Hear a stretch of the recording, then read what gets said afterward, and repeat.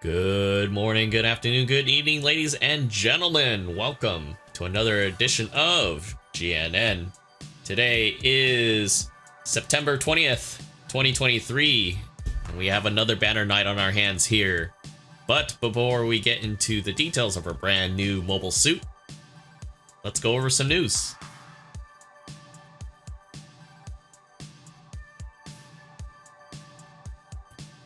Alright, ladies and gentlemen, just to reiterate before, Silver Week is ongoing right now, so we do have free once-a-day free pulls, which also include 4-star suits, with a possible total of 14. So if you haven't been logging in to do those free pulls, at the very least, you should be doing them because you potentially could get something that you like.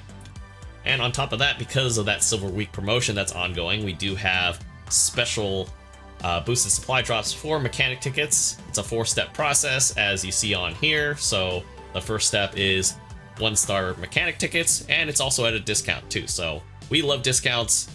Definitely look at that. But if you go through all of that, you can get 2-star, 3-star, 4-star mechanic tickets and 2-star material drops, or double the rate, sorry.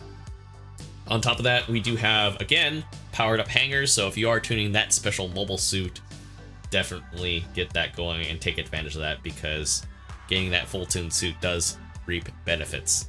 So our main event here is the Aggjin from Gundam Moon. We'll get into that shortly, but it is a 2-star suit.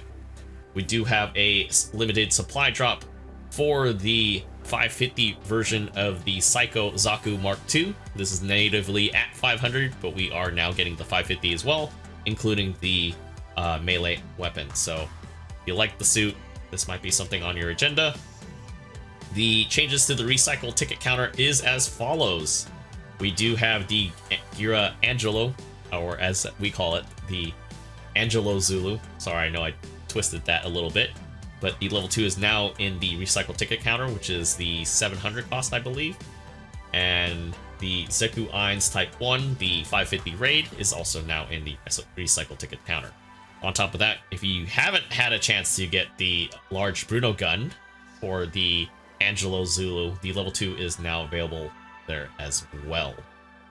So the changes to the DP exchange counter is as follows. We do have the Unit 4 and Unit 5 BST units for the, I believe, 550. It's the level 3. Yeah, level 3, so they are now available in the TP exchange, as well as the level 1 and level 2 version of the Vargul. So definitely some interesting suits there as well. Alright, ladies and gentlemen, here is our main event suit, the Aggjin, a 2-star raid unit for 350. It's a 350 raid. Usable on ground and space. It was developed in the later stages of the 1-year war and meant for lunar combat. And is patterned after the Aggjin, which originally was a amphibious mobile suit. Uses 2 generators capable of operating a medical particle cannon. I believe it's air-cooled, as they mentioned. Spherical shape provided increased pressure resistance, low visibility, and armor thickness improved over the Aggjin. Though it was not well received by the soldiers of Neo Zeon, still the changes to air-cooled generators versus the water-cooled ones that helped it gain stealth made it space combat capable. Thrusters made it a formidable tool in the hands of the right pilot. As I mentioned, usable on ground and space. It's pretty cool. Has a nice little roll called Resist Move Kai. Press the accelerate button twice to use Resist Move. Taking damage during Resist Move Kai nullifies reaction and deals damage to the target in... I think this is a typo, but it does damage to the target in front of you. I'm not sure why target in crush to you just triggers my grammar so badly.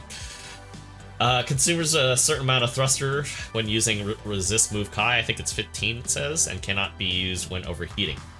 So, yeah, it's pretty fun so far. We'll have some B-roll up there shortly. But if you are 10 pulling for this thing, we do have a chance to get the Neo Zeon costume. Normal suit, I should say. Not costume, but normal suit. This is the Guinea... Well, I don't think this is a Guinea. Yeah, this is regular Neo Zeon. So like the Char's Neo Zeon, this is the same outfit as well. So pretty cool. onto the details of our brand new mold suit.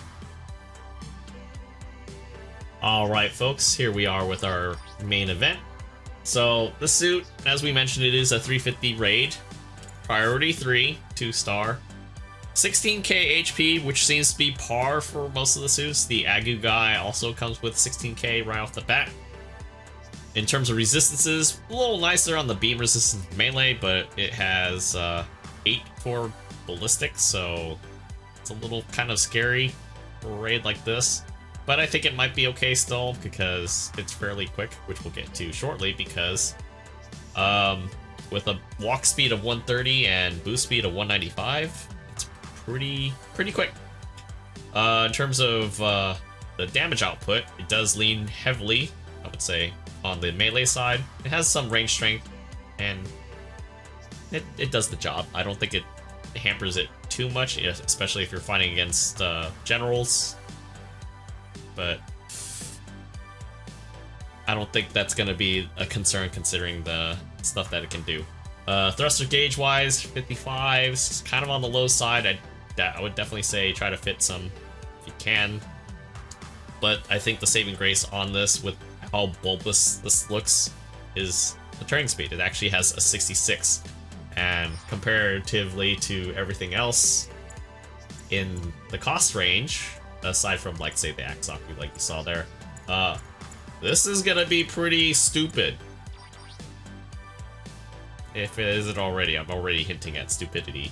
Going into the weaponry, primary weapon, it's a mega particle cannon, does not stop to fire, so that's really nice. Does fire on the go, on the walk. It does not allow you to boost unless you're underwater, which we'll get into the skills shortly. 1200's not too bad. 85 heat rate is workable, but it does kind of make you kind of have to be mindful of utilizing it and being in those situations where you might have to fire it again.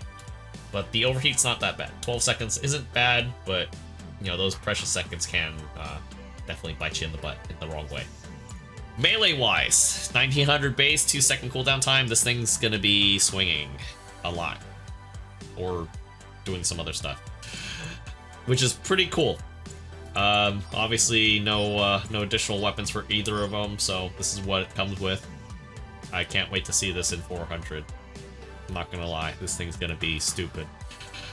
Diffusion beam cannon times 4, so 2000 base, instant overheat at 150 effective, 18-second cooldown time. This is basically like a little mini Zoc at this point. I have dubbed this mini Zoc, but it fires all 4, so this is pretty nice as a backup weapon.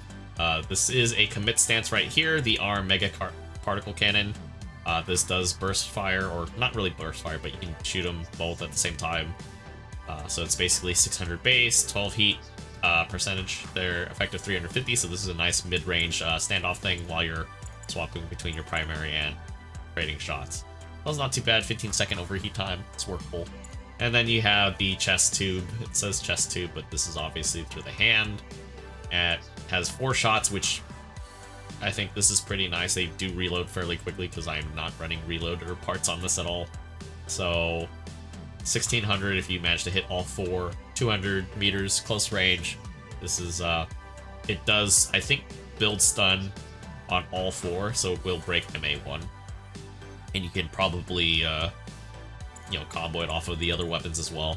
So like particle cannon to like one of these two definitely will trip generals up a bit as well. Alright, going into the fun side of things, the non-shopping list of skills. You got some pretty straightforward stuff like the Assault Booster. This has it at level 2, which is affecting the jump charge time and jump speed. Really nice. Obviously this has balancers. I can't imagine a raid not having balancers, so here we are.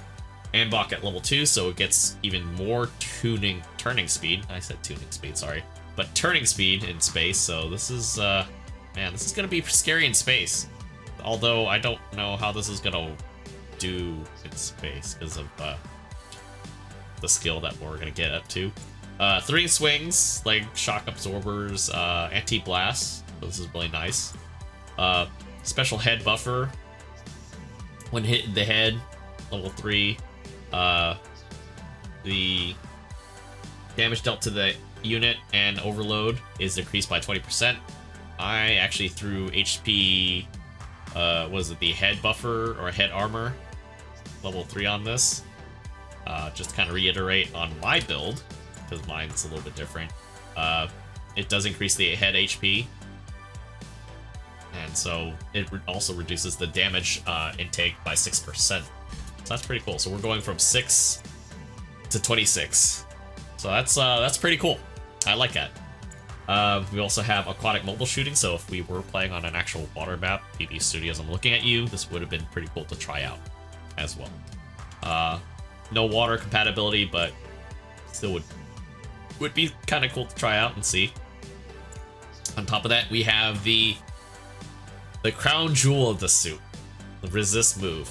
So basically, press the accelerate button twice to consume 15 thrusts, basically combat roll. Taking damage during resist move, Kai nullifies reaction and deals damage to the target in contact with you, although you still take damage. But that's okay, you're doing flat damage, and this has no bearing on your melee strength at all, so you can't boost this at all. So it's basically almost, I would say, non-boosting equivalent, just another way of like ramming somebody. This thing's fun. That's all I'm gonna say. So, closing notes on that. This is basically all we're running on this. I don't think I'm gonna change this at all. So.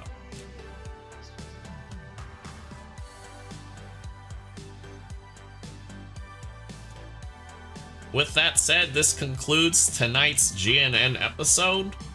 If you guys enjoyed what you saw, found it informative, please do not hesitate to hit that like and subscribe button. Helps out the channel, helps out discovery with the algorithm and everything. And let me know what you think about the suit. Is this something that you would play? Something that you would actually think is cool? All sorts of different comments. I would love to definitely check them out and see what you guys think about it. But with that said, that is it for tonight. And I will see you guys all on the next video. Take care.